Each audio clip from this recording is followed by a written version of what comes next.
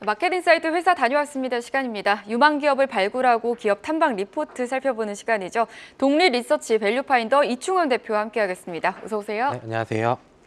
네, 원래는 매주 직접 탐방 다녀오신 기업들을 소개해 주셨는데요. 오늘은 지난번에 방송했던 두 곳 기업들의 주가 흐름과 성장성을 다시 한번 짚어주신다고 합니다. 어떤 기업들 가지고 오셨을까요? 네, 일단 오늘 두 종목을 말씀드릴 거고요. 저희가 지난해 발간했던 종목 중에 주가가 하락한 종목들 위주로 어제 또 기업들에서 최근에 업데이트 동향을 좀 해서 오늘 좀 자세하게 말씀을 드리려고 하는데, 일단 첫 번째 말씀드릴 종목은 제형솔루텍이라는 기업입니다.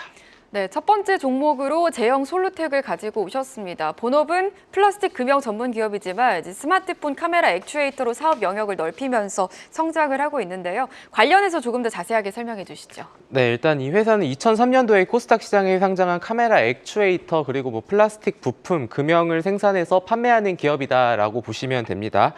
주요 사업 부분은 지난해 3분기 기준으로 나노광학의 한 80%, 나머지가 이제 금형이 차지했는데요.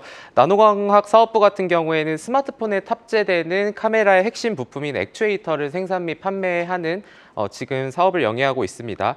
2016년도에 베트남 법인 제형비나를 설립을 해서 지금 베트남 방린에 있는데요. 그게 약 3,200평 규모의 클린룸, 거기서 월 2,220만 개 생산이 가능한데 지난해에 제가 이 회사의 베트남 공장을 직접 다녀왔었는데 실질적으로 그런 부분이 잘 영위가 되고 있었고 OIS나 엔코더, VCM 같은 부분 모든 타입의 액추에이터를 생산할 수 있는 게 이 회사고, 그리고 뭔가 이 회사가 약간 주가 측면에서 최근에 좀 많이 상승하고 있지 못하는 모습을 보이지만 뒤에서 말씀드리겠지만 지금 갤럭시향으로 지금 매출액이 굉장히 긍정적인 모습을 보이고 있다라고 보시면 될 것 같습니다.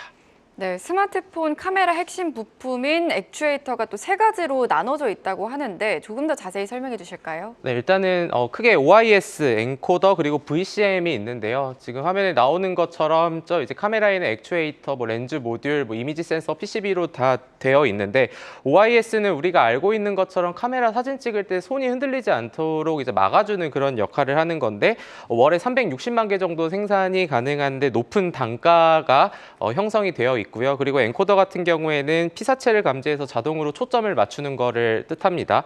그리고 VCM 같은 경우에는 렌즈 상하를 움직여서 마찬가지로 초점을 맞춰주는 걸로 하는데 아무래도 회사에서 가장 좋게 보고 그리고 수익성을 높일 수 있는 거는 첫 번째 말씀드렸던 OIS 제품인데 이런 부분과 관련돼서 지금 회사는 좀 긍정적인 변화가 이루어지고 있다라고 보시면 될 것 같습니다.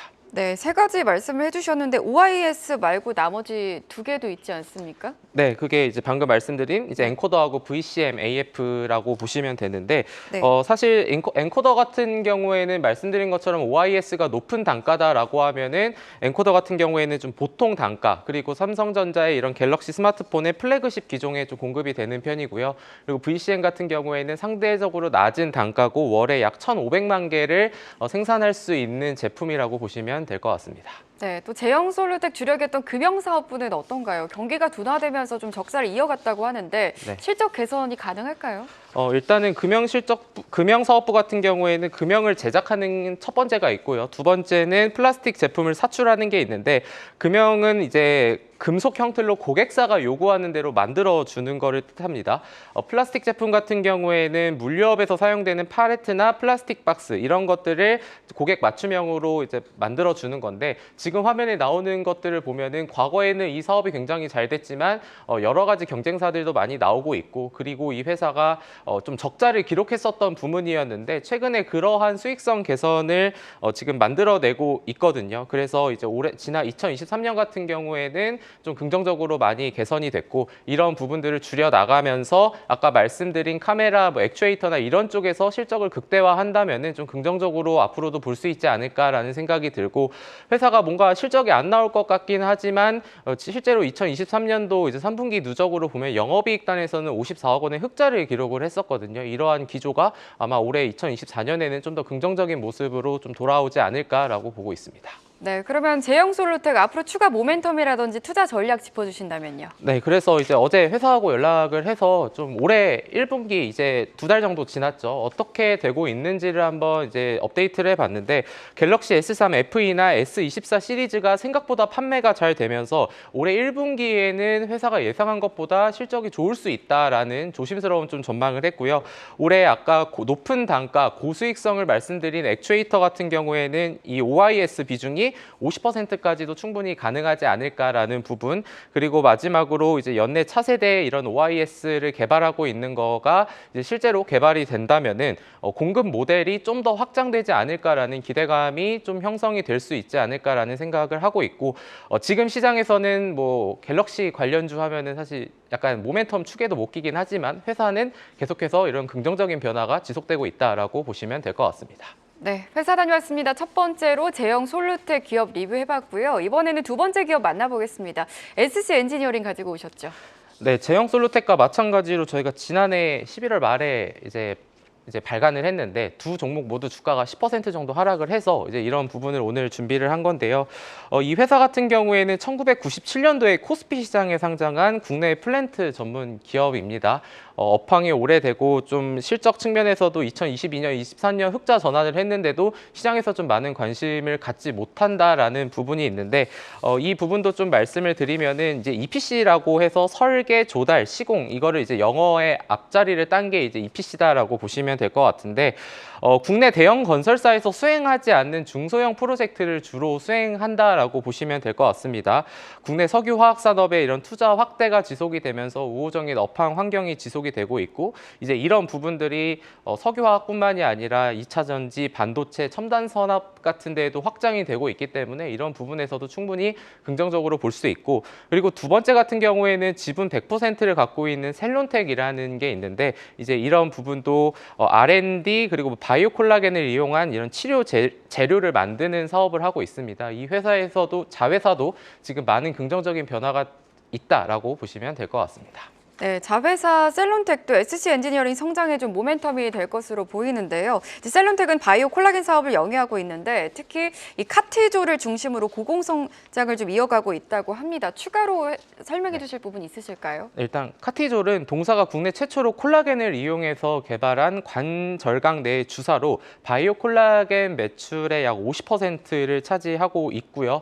실질적으로 시장에서도 이 제품에 대한 수요가 굉장히 늘고 있기 때문에 이거에 따라서 이미 증설을 선제적으로 완료한 상황입니다.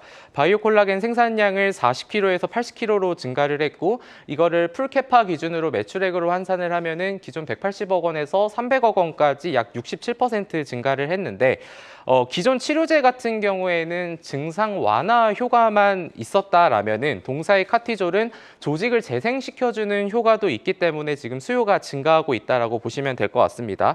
2021년 이 회사의 매출액이 72억 원이었는데 2022년에 또 142억 원까지 거의 2배 가까운 가파른 성장을 보여주고 있다라는 점에서 지금 본업에서 EPC에 대한 부분도 지금 잘 진행이 되고 있지만 지금 이 자회사에 대한 부분도 지금은 주목할 필요가 있다라고 보시면 될 것 같습니다. 네, 또 추가로 이야기를 하자면 셀론텍은 중국의 사완제약과 함께 글로벌 의료 미용 시장 진출에 박차를 가하고 있다고 하던데 이 부분도 추가로 말씀해 주실까요? 네, 말씀해 주신 것처럼 카티졸 같은 경우에 이제 지난해 10월 베트남 의료기기 유통 전문 기업하고도 독점 판매 계약을 했고요. 5년 동안 약 95억 원 규모의 최소 주문 수량을 보장을 했습니다. 그래서 이런 부분이 하반기에 반영이 될 거로 좀 보고 있고요. 말씀해 주신 것처럼 테라필이 이제 사완제약을 통해서 중국 내 시판 허가에 대한 기대감이 어느 정도 고조가 되고 있는 상황에서 구체적인 절차가 계속해서 진행되지 않을까라고 보시면 될 것 같고요. 그리고 리젠실 같은 경우에는 말레이시아 의료기기청에서 의료기기 시판 허가를 받았다고 합니다. 아시아 주요국 의료기기 시장 중에서 말레이시아는 두 번째로 큰 시장이거든요. 최근에 이런 의료기기 관련해서도 뭐 다른 결이긴 하지만 홈뷰티 의료기 디바이스인 뭐 APR도 어제 상장을 했고 의료기기 시장은 앞으로도 계속해서 커질 수 있는 그러한 시장이기 때문에 SC 엔지니어링이 지분 100%를 갖고 있는 셀론텍에도 충분한 관심이 필요하지 않을까라고 생각하고 있습니다. 네, 그럼 마지막으로 SC 엔지니어링 전망과 함께 투자 전략 부탁드립니다. 네, 일단 SC 엔지니어링도 마찬가지로 코스피 시장에 상장이 되어 있는 기업인데 지금 최근에 이런 주가 흐름이나 이런 부분들을 보면은 참 모든 게 이제 주가에 반영이 되고 있지 않다라는 좀 아쉬운 부분은 있는데 본업의 EPC가 잘 하고 있는 상황에 이제 여기에서 지금 자회사 셀론텍의 고성장까지 이제 연결 기준으로 매출액과 실적에 반영이 된다면은 향후 모멘텀과 실적 두 가지를 모두 챙길 수 있는 그림이 올해 하반기로 갈수록 계속해서 나올 수 있지 않을까라는 점에 주목을 하시면 좋을 것 같습니다. 네, 알겠습니다. 회사 다녀왔습니다. 오늘은 제형솔루텍 그리고 SC 엔지니어링에 대해서 두 종목 리뷰해봤고요.